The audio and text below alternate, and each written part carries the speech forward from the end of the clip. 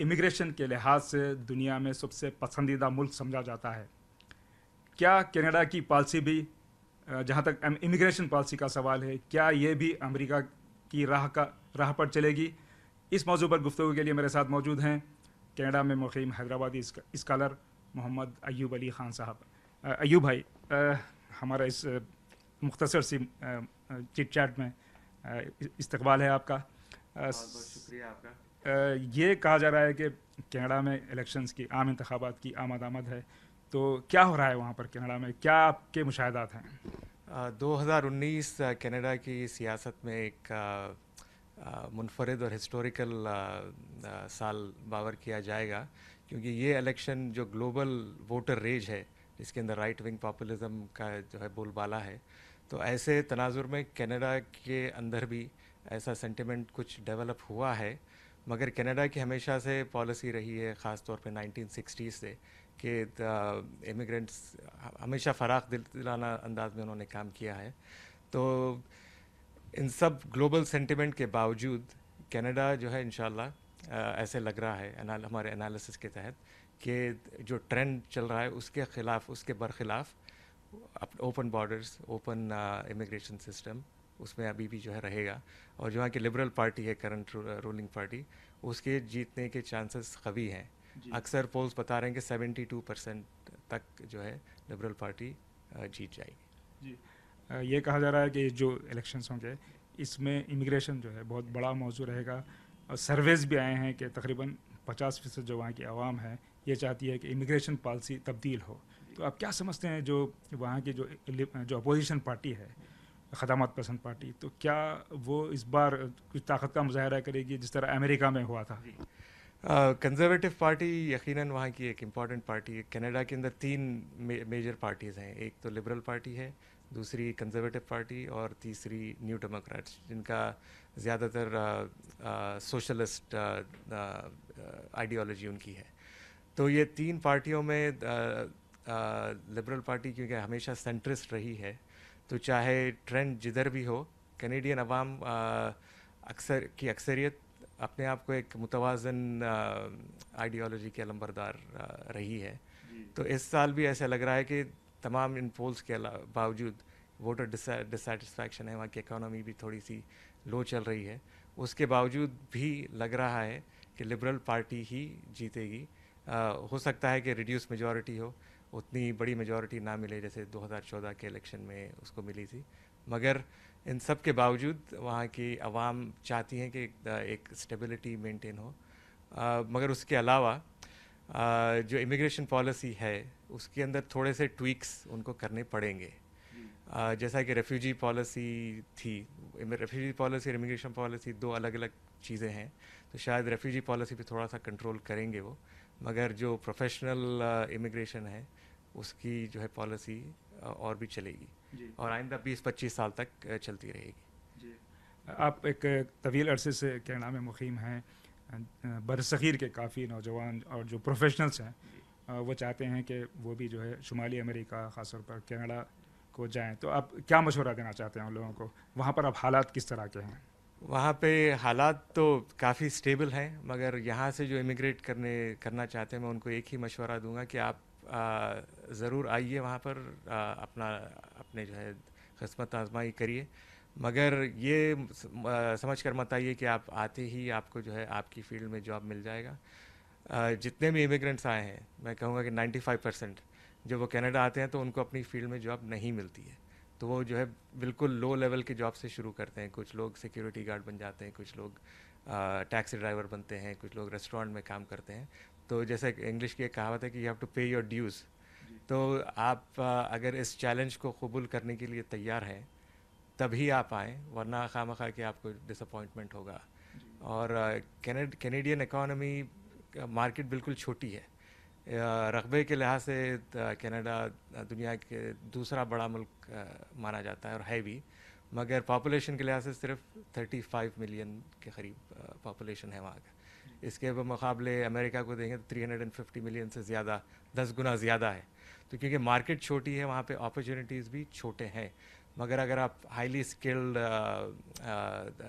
Technical skills के हामिल हैं تو وہاں پر بھی اپرچونیٹیز ہیں، مگر ایونچولی انسٹنٹلی جیسے ہی آپ کا کینیڈا آئیں گے اور آپ کو جو ہے ایئرپورٹ سے نکلتے ہی جاب مل جائے گی، ایسی توقعات کرنا جو ہے بالکل خلاف واقع ہے، اور جیسے کہتے ہیں لونٹک اسائلم میں رہنے کے برابر ہے۔ ایوب صاحب، کینیڈا کو یہ بھی جو ہے کینیڈا کے تعلق سے یہ بھی کہا جاتا ہے کہ وہاں پر جو آپ کا کلچر ہے، آپ کی زبان ہے، آپ جو ہے اس کے ساتھ وہاں پر رہ سکتے ہیں۔ آپ جو ہے وہاں پر ایک پولیٹیکل جو سائنس کے پی ایچ ڈی اسکالر ہیں آپ وہاں پر، اور خاص طور پر جو ہے آپ سوشلی بھی جو ہے وہاں پر بہت زیادہ ایکٹیو سمجھے جاتے ہیں۔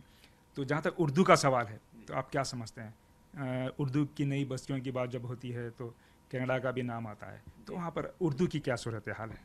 اردو کی صورتحال شارٹ ٹرم میں تو کافی حوصلہ افزا ہے، کیونکہ جیسے امیگرنٹس آ رہے ہیں انڈیا، پاکستان اور گلف سے اور مختلف علاقوں سے، تو وہ لوگ اپنا کلچر، اپنی زبان لے کر آتے ہیں اور اپنے کوشش کرتے ہیں کہ اپنے گھروں میں بھی اردو بولی جائے، اور تقریباً 10-15 اردو کے جو ہے ویکلی اخبار نکلتے ہیں وہاں پر، جس کے اندر آرٹیکلس بھی اچھے خاصے چھپتے ہیں، مگر کوئی انسٹیٹیوشنل لیول پہ اردو کی تعلیم کا رواج نہیں ہے وہاں پر۔ اگرچہ کہ مواقع موجود ہیں وہاں کے مختلف پبلک اسکول بورڈز میں، آپ اردو کی تعلیم حاصل کر سکتے ہیں اختیاری طور پر، سیٹرڈے سنڈے کے دن وہاں پہ کلاسز ہوتی ہیں، مگر اس کے اندر کچھ زیادہ انٹرسٹ شو نہیں کیا جاتا۔ تو یہ جو جنریشن ہے، اور جیسے امیگرنٹس آتے رہیں گے، ایسا لگتا ہے کہ 20-25 سال تک یہ سلسلہ جاری رہے گا۔ تو جب تک امیگریشن کے دروازے کھلے ہیں، جب تک اردو جو ہے پھلی پھولے گی وہاں پر، مگر سیکنڈ اور تھرڈ جنریشن تک ایسا لگتا ہے کہ آج کے حالات میں کہ وہ پنپ نہیں پائے گی، ایک بالکل محدود ہو جائے گی۔ جیسا وہاں پر جو ہے انگریزی کے علاوہ جو فرینچ بھی ایک سرکاری زبان ہے، فرینچ کو جو ہے وہاں پر کافی سپورٹ کیا جاتا ہے، کافی حکومت سے جو ہے وہاں پہ مدد ملتی ہے، تو ایسا نہیں کہ آگے چل کے چونکہ کافی تعداد میں بر صغیر سے لوگ وہاں جا رہے ہیں، تو جو ہندوستانی زبانیں ہیں جیسے پنجابی ہے، ہندی ہے اور اردو ہے، کیا ایسا نہیں ہو سکتا کہ گورنمنٹ اس کو باضابطہ جو ہے سرکاری زبان کا درجہ دے؟ کیا ایسا ہو سکتا ہے فیوچر میں؟ فرینچ کا جہاں تک تعلق ہے، کیونکہ تاریخی جو کینیڈا کا جو وفاق ہوا ہے، تو اس کے اندر فرینچ اور انگلش کمیونٹی کو جو ہے مینٹین کرنے کے لیے یہ 1867 میں ہوا تھا، تو تاریخی وجوہات کی وجہ سے فرینچ کو سرکاری زبان کا درجہ دیا گیا ہے، مگر ویسے دیکھا جائے تو کینیڈا میں اس وقت 200 سے زیادہ زبانیں بولی جاتی ہیں، تو کسی ایک زبان کو جو ہے اگر سرکاری درجہ دیا جائے گا تو پھر دوسری زبانیں بھی جو ہے وہی مانگ کریں گی، تو اردو بولنے والوں سے زیادہ بڑی اٹالین کمیونٹی ہے وہاں پر، پولش کمیونٹی ہے، یوکرینین کمیونٹی ہے، تو یہ سب وہ زیادہ حقدار ہیں کہ آفیشیلی ریکگنائز کیے جائیں، مگر اس کے علاوہ گورنمنٹ کی طرف سے کافی گرانٹس اور فنڈز جو ہے ملتے ہیں، اور اس کے اندر مسلسل اضافہ ہو رہا ہے، مگر جب تک کمیونٹی کی طرف سے خود انٹرسٹ شو نہیں کیا جائے گا، اس کا جو ہے کوئی حل نہیں نکل کر آئے گا۔ آپ ایک اور تنظیم جو ہے کافی مقبول تنظیم ہے، آفمی سے وابستہ ہیں، تو بتائیں آفمی جو ہے وہاں پر امریکہ میں اینڈ کینیڈا میں جو ہے کس طرح کام کر رہی ہے، اور اس کا جو دائرہ ہے وہ حیدرآباد جو ہندوستان میں بھی ہے، تو وہ ہندوستان میں یا ہندوستان کے مختلف شہروں میں وہ کس طرح جو ہے کارکردگی انجام دیتی ہے، اس کا ایک مختصر بتائیں۔ تو ایفمی آج سے کچھ 28 سال پہلے ڈیٹرائٹ امریکہ میں جو میشیگن اسٹیٹ ہے وہاں پر قائم کی گئی تھی، جو ہندوستانی نژاد کے جو لوگ ہیں، انڈین اوریجن، مختلف علاقوں، گجرات، حیدرآباد، یو پی، بہار، یہ سب اکٹھا ہوئے تھے، اور انہوں نے کہا کہ ہم وہاں پر جا کر بہت سکسیزفل ہو گئے ہیں۔ ان کی اکثریت جو فاؤنڈنگ ممبرس کی تھی وہ ڈاکٹرز تھے، تو انہوں نے یہ کہا کہ ہمیں جو ہے ہمارے آبائی ملک کے بارے میں بھی کچھ سوچنا چاہیے، تو انہوں نے ایک فیڈریشن بنایا جس کے فاؤنڈر ڈاکٹر عبدالرحمن ناکدار صاحب، معروف کارڈیولوجسٹ ہیں، ڈیٹرائٹ میں مقیم ہیں، ان کا تعلق گجرات سے ہے، تو انہوں نے ان کا یہ کنسیپچولائزیشن، یہ ویژن تھا، تو جب سے انہوں نے کہا کہ اسکالرشپ دیں گے یا جو ہے کچھ مالی امداد دیں گے تو وہ تو ایک عارضی ہے، مگر اس کے علاوہ ذرا ہٹ کے سوچنا چاہیے. تو انہوں نے کہا کہ جو 10th اور 12th کے بچے ہیں ہر اسٹیٹ کے, اس کے ٹاپ 3 جو بورڈ ایگزام میں آتے ہیں, اگر ان کو جو ہے گولڈ, سلور اور برانز میڈل دیا جائے اور ان کی حوصلہ افزائی کی جائے اور اسکالرشپ دیا جائے, تو یہ ایک سنو بال افیکٹ ہوتا جائے گا. کیونکہ جب وہ بچوں کو جو ہے بڑے عالیشان پروگرام میں ان کو جو ہے ان کی ہمت افزائی کی جائے گی, تو یہ نہ صرف ان کو بلکہ ان کے جاننے والوں تک بھی یہ چیز پھیلے گی. تو AFME پچھلے 28 سال سے ہر سال وداؤٹ اینی گیپ یہاں پر ایک بڑا کنونشن کرتی ہے, جس کے اندر سارے ملک سے ہر اسٹیٹ کے 3 ٹاپ مسلم اسٹوڈنٹس آتے ہیں جن کو ایوارڈس دیے جاتے ہیں. اس کے علاوہ ورک شاپس بھی ہوتے ہیں, سیمینارز بھی ہوتے ہیں یہاں کی ایجوکیشنل سیناریو پہ اور اکنامک سچویشن پہ. تو AFME کا اس کے قیام سے ہی ایک سلوگن رہا ہے کہ 100% لٹریسی امنگ دا مسلم کمیونٹی, کیونکہ ان کا یہ مشن ہے کہ جب انڈیا سیکنڈ لارجسٹ مائنورٹی, اگر وہی پیچھے رہ جائے گی تو ملک بھی پیچھے رہ جائے گا. تو اگر ہم کمیونٹی کو اسٹرانگ کریں گے تو دیش کا بھی جو ہے بھلا ہوگا. تو یہ چلتا آ رہا ہے. تو اس کے ابھی کرنٹ صدر ڈاکٹر قطب الدین صاحب تھے, ابھی ریٹائر ہوئے ہوں, معروف سائیکیٹرسٹ ہیں, نارائن پیٹ سے تعلق ہے ان کا. اور اب انکمنگ پریزیڈنٹ سراج ٹھاکر صاحب ہیں, ان کا تعلق گجرات سے ہے, کینیڈا میں مقیم ہے.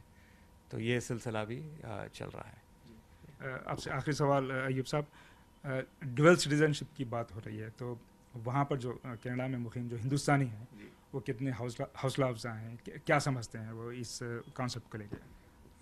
ڈوئل سٹیزن تھوڑا سا کافی لوگوں کو اس کے بارے میں کچھ خدشات ہیں, کچھ مس انفارمیشن بھی ہے. جو current overseas citizen ship of India ہے وہ ایکچوئل میں آپ کو شہریت نہیں دیتی ہندوستان, کچھ مراد دیتی ہیں, مگر آپ ووٹ نہیں ڈال سکتے, ایگریکلچرل پراپرٹی نہیں خرید سکتے, الیکشن میں آپ نہیں لڑ سکتے. تو اس کے علاوہ چند مراد ملی ہوئی ہیں. تو یہ اکثر NRIs کو جو US اور کینیڈا میں رہتے ہیں ان کے لیے کافی ہے. مگر کچھ لوگ چاہتے ہیں کہ یہاں پر بھی کچھ کام کریں, سیاست میں بھی حصہ لیں. تو جیسے اور ممالک ہیں, اٹلی ہے, دوسرے ممالک, وہاں پر الیکشن وغیرہ میں جو ہے لڑنے کی اجازت دی جاتی ہے. ایگریکلچرل لینڈ زون کرنے میں بھی جو ہے متوازن ان کو ملتے ہیں. تو میں کہوں گا کہ چند چنندہ لوگوں کا یہ ایسپریشن ہے کہ ان کو یہ مراد یہاں پر بھی ملے.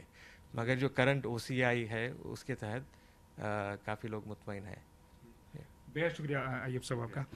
ناظرین, ہم بات کر رہے تھے محمد ایوب علی خان صاحب سے جو کینیڈا میں مقیم حیدرآبادی اسکالر ہیں. وہ بات کر رہے تھے کینیڈا کی امیگریشن پالیسی پر, آنے والے انتخابات کے تعلق سے انہوں نے ہمیں بتایا, اور کینیڈا میں مقیم جو ہندوستانی ہیں ان کے بارے میں بھی بتایا, اردو کے بھی بارے میں بتایا. اجازت چاہتے ہیں کیمرہ مین وشنو کے ساتھ میں انیس الرحمان, نیوز 18 حیدرآباد.